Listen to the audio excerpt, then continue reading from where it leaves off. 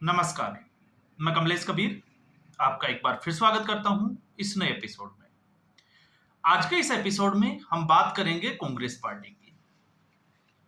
बड़े दिनों से चर्चा में थी और चर्चा ये बनी हुई थी कि कांग्रेस पार्टी में अब बदलाव होने जा रहा है, जिसको आपने देखा होगा वामपंथी मीडिया ने बड़ा चढ़ाकर कहने लगे थे कि अब राहुल गांधी सर्जरी करेंगे।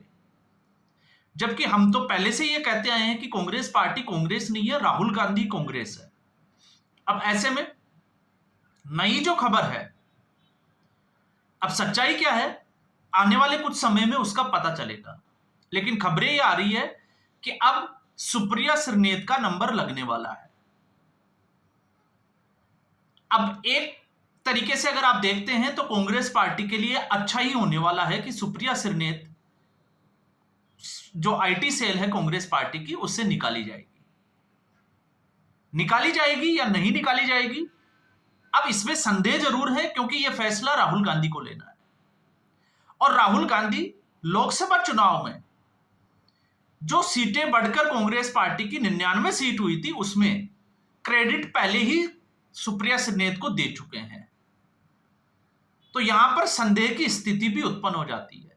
लेकिन यह भी जो है वो समझ में आता है कि सुप्रिया श्रीनेत के आने के बाद लोगों को लगता है कि कांग्रेस पार्टी की आईटी सेल जो है वो आक्रामक होकर जिस तरीके से चाहे वो प्रधानमंत्री नरेंद्र मोदी हो या भारतीय जनता पार्टी को घेरने की कोशिश करती है, उन लोगों को यह भी समझना चाहिए कि जनता सब कुछ याद रखती है। कुछ समय के लिए हम उन गॉसिप्स को सुन सकते हैं, लेकिन जिस तरीके से भाषाई जो इस्तेमाल किया जाता है उसको पब्लिक जो है वो हमेशा के लिए याद रखती है। और इसीलिए आपने देखा होगा सोशल मीडिया पे ट्रेंड करने लग जाता है, वो जलेबी बाई के नाम से हो या गाली वाली बाई के नाम से हो। अब ऐसी स्थिति में कि कांग्रेस पार्टी को आपने देखा होगा लोकसभा चुनाव में जब कांग्रेस पार्टी की 99 सीटें हो गई थी और उसके बाद में हरियाणा विधानसभा चुनाव को लेकर यही सुप्रिया श्रीनेत थी जो आपको पता ही होगा किस तरीके के ट्वीट करती थी और किस तरीके की भाषा का इस्तेमाल करती थी। और तब भी हम कहते थे कि कांग्रेस पार्टी को बाहर से किसी को हराने की जरूरत नहीं है। आज भी जिन लोगों को यह लगता है कि कांग्रेस पार्टी को भारतीय जनता पार्टी, आम आदमी पार्टी या कोई दूसरी पार्टी हरा सकती है, नहीं, जरूरत ही नहीं है, क्योंकि कांग्रेस पार्टी में ऐसे धुरंधर बैठे हैं जो कांग्रेस पार्टी को हराने के लिए ही बहुत। अब आपने देखा होगा जिस तरीके से लोग राहुल गांधी को लेकर बात करते हैं, लेकिन चुनाव में जब भी राहुल गांधी किसी मुद्दे पर बात करते हैं वो मुद्दा जो है वो कांग्रेस पार्टी को ही फायर करता है। और एक बार नहीं, हमने कई बार ऐसे मौकों पर जो है वो हमने देखा है। तो ऐसी स्थिति में भारतीय जनता पार्टी के लिए अच्छा साबित हो जाता है राहुल गांधी का चुनावी मैदान में उतरना। अब यहां पर स्थिति क्या है, आखिर ये खबरें क्यों आ रही है, तो सुप्रिया श्रीनेत को लेकर ये खबरें क्यों आ रही है, अगर आप वास्तविकता को समझोगे तो वास्तविकता यह है कि कोऑर्डिनेशन कमेटी, जो मीडिया कोऑर्डिनेशन कमेटी है, उसके हेड है जयराम रमेश। और कांग्रेस पार्टी में पहले से ही जो है वो ये रहा है कि सीनियर नेता जूनियर नेताओं को आगे बढ़ने का मौका ही नहीं देते। अब जब मैं ये कह रहा हूं तो सच्चाई क्या है, सच्चाई है जो व्यक्ति कांग्रेस पार्टी छोड़कर गया है उसमें टॉप लिस्ट में अगर मेरी प्रायोरिटी में अगर आप जाते हो तो मैं रखता हूं गौरव वल्लभ को। उनके जैसा जिसको कहें कि पढ़ा लिखा और मंजा हुआ प्रवक्ता कांग्रेस पार्टी को आज तक नहीं मिलेगा। लेकिन अंततः हुआ क्या, गौरव वल्लभ को कांग्रेस पार्टी छोड़नी पड़ी, उसके बाद रोहन गुप्ता। इसके अलावा अगर आप देखोगे संजय निरुपम, आप उठा के देखिए हेमंता बिस्वा शर्मा, आखिर ज्योतिरादित्य सिंधिया, आखिर ये क्यों चले गए। तब आपको कुछ जो है वो समझ में आएगा कि कांग्रेस पार्टी में रेस के घोड़े, बारात के घोड़े, लंगड़े घोड़े, ये सिर्फ और सिर्फ जो बातें की जाती है ये अपने कार्यकर्ताओं को गुमराह करने के लिए की जाती है, ताकि कार्यकर्ता ये समझे कि कांग्रेस पार्टी में अब कुछ अच्छा होगा और वो कुछ समय के लिए और डटे रहे। कि कहीं ऐसा ना हो कि कार्यकर्ता जो है वो हताश होकर कांग्रेस पार्टी से दूर चला जाए। अब जब मैं ये कह रहा हूं तो ये क्यों कह रहा हूं आप समझ के देखिए। जयराम रमेश, क्योंकि लोकसभा चुनाव में राहुल गांधी ने क्रेडिट दिया सुप्रिया सिरनेत को, और जयराम रमेश का कद क्या है वो आपको समझ में आ जाएगा। केसी वेणुगोपाल को आपको समझना पड़ेगा, अजय माकन को समझना पड़ेगा। और इस वक्त अगर आप प्रवक्ताओं की इसमें देखते हो तो आप देखिए जयराम रमेश, इसके अलावा पवन खेड़ा और सुप्रिया सिरनेत। जयराम रमेश और पवन खेड़ा एक प्रेस कॉन्फ्रेंस के दौरान एक दूसरे को माइक देते हुए नजर आए ऑपरेशन सिंदूर के बाद, और फिर उसके बाद में कांग्रेस पार्टी की जो फजीयत हुई वो पूरे देश ने देखी। तो इससे कुछ चीजें जो है वो अब आपके समझ में आना जरूर शुरू हो गई होगी कि आखिर कांग्रेस पार्टी में चल क्या रहा है। और जब जयराम रमेश की बात करते हैं तो आप देखिए, लोकसभा चुनाव में दिल्ली से कन्हैया कुमार को सीट देने के मामले में जब कांग्रेस पार्टी की एक सभा थी, उसमें कन्हैया कुमार के ऊपर ही जो है वो आरोप लगाना शुरू हो गए थे, और उस मीटिंग का माहौल खराब हो गया। और आरोप क्या थे आपको पता होगा। कन्हैया कुमार को कांग्रेस पार्टी में सिर्फ और सिर्फ इसलिए तवज्जो मिली क्योंकि कन्हैया कुमार की जो विचारधारा थी वो टुकड़े टुकड़े गैंग से जुड़ी हुई थी, लेफ्टिस्ट विचारधारा थी, और जयराम रमेश जो कि खुद लेफ्टिस्ट विचारधारा से आते हैं, इसलिए कन्हैया कुमार को कांग्रेस में लिया है और कांग्रेस में राहुल गांधी के बिल्कुल करीब लाकर खड़ा कर दिया। और उसके बाद में कन्हैया कुमार की वजह से कांग्रेस के पार्टी के जो पुराने नेता थे उनमें किस तरीके का असंतोष हुआ वो आप सब लोग उसके जानते ही होंगे। तो इसलिए जयराम रमेश कभी नहीं चाहेंगे कि राहुल गांधी क्रेडिट जो है वो सुप्रिया सिरनेत को दे।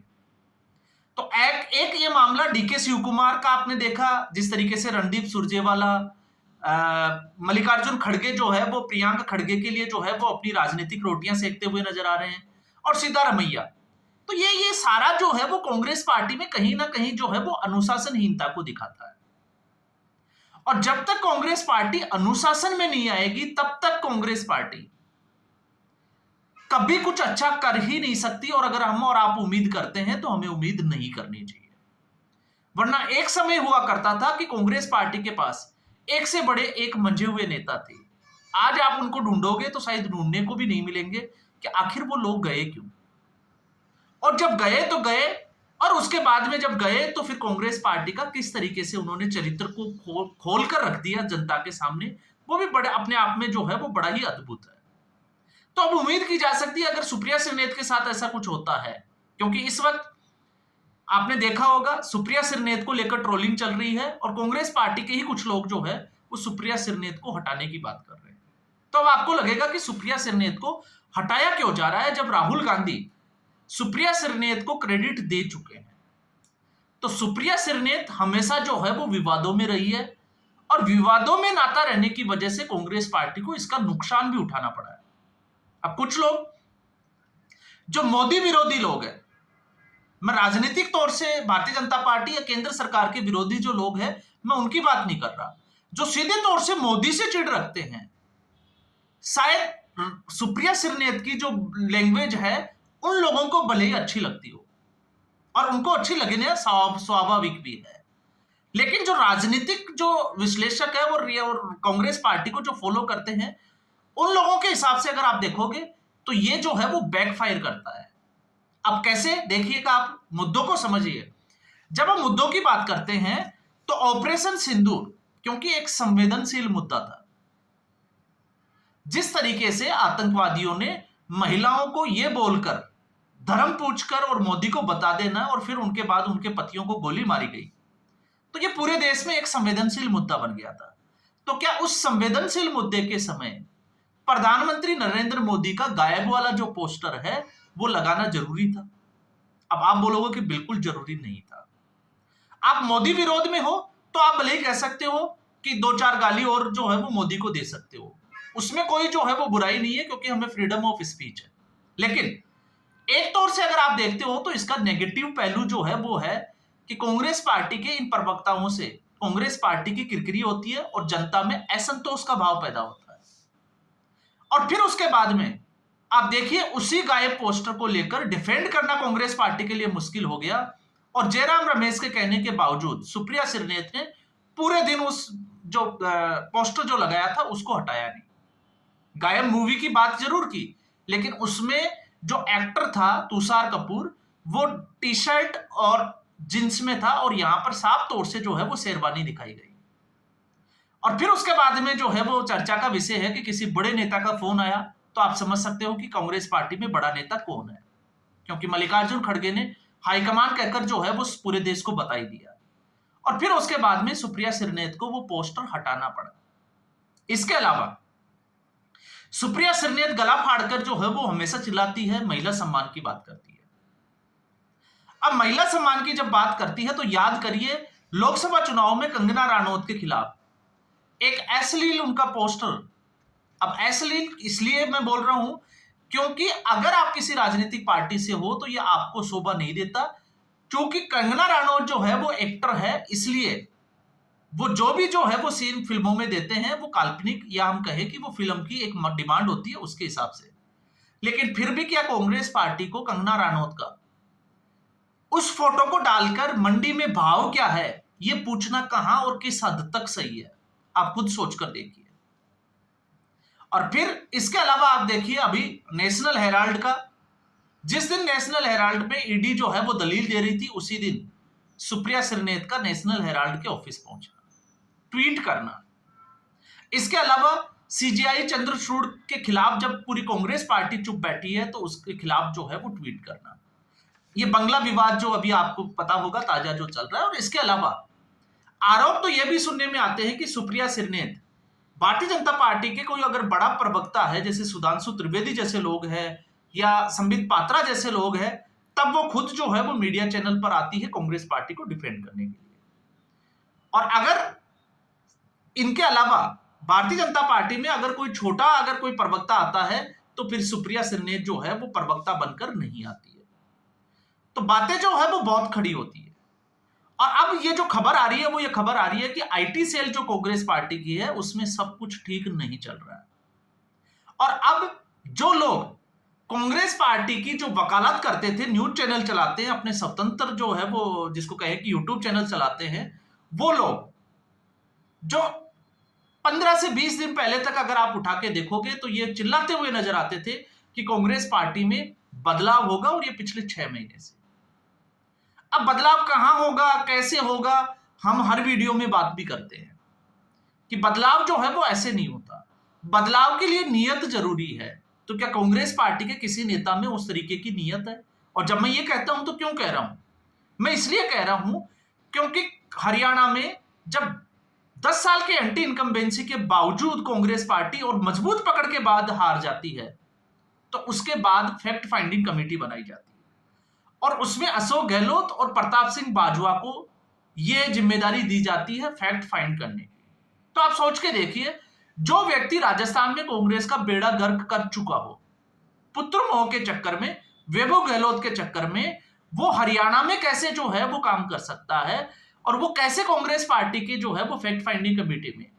तो अब तक जो फैक्ट फाइंडिंग कमेटी बनी थी उसकी रिपोर्ट का क्या हुआ और किसके ऊपर एक्शन लिया गया?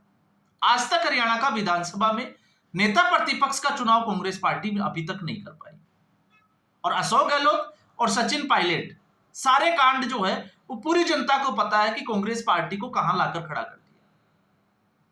और फिर उसके बाद में महाराष्ट्र में जब चुनाव हारे, क्योंकि महाराष्ट्र में कांग्रेस पार्टी और इन्हीं प्रवक्ताओं का अति आत्मविश्वास था, क्योंकि लोकसभा चुनाव परिणाम में जो हुआ, भारतीय जनता पार्टी की जो सीटें कम हुई उत्तर प्रदेश और उसके बाद महाराष्ट्र से, तो इनको लग रहा था कि महाराष्ट्र में तो जो है वो सरकार उनकी बनी बनाई है। और जब सरकार नहीं बनी तो फिर उसके बाद में नवंबर में, आई थिंक 28 नवंबर को सीडब्ल्यूसी की मीटिंग हुई और उसके बाद मुद्दों पर बात हुई, और उस सब के बावजूद अब तक कोई एक्शन लिया हो तो आपको अगर कोई जानकारी है तो आप जरूर जो है वो कमेंट बॉक्स में डालें।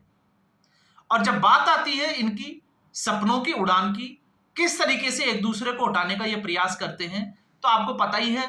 जब मैं बात करता हूं सुप्रिया सिरनेत और जयराम रमेश, इनकी बात के अलावा पवन खेड़ा, वो तो बेचारे अपना दर्द जो है वो कई बार जो है वो जग जाहिर कर चुके हैं राज्यसभा जाने का, और अब भी जो है वो खबरें यही है कि वो चाहते हैं तेलंगाना से राज्यसभा पहुंच जाए। तो इसलिए एक दूसरे को ही हटाने में लगे हुए हैं। तो आप किसी दूसरी पार्टी को अगर दोष देते हो तो फिर मुझे लगता है कि आप अपने कार्यकर्ताओं में भ्रम की स्थिति पैदा कर रहे हो। तो कांग्रेस पार्टी का, जब तक कांग्रेस पार्टी बोल्ड डिसीजन नहीं लेगी, अनुशासन में नहीं आएगी, तब तक आप देखिएगा कांग्रेस पार्टी का यही असर होगा।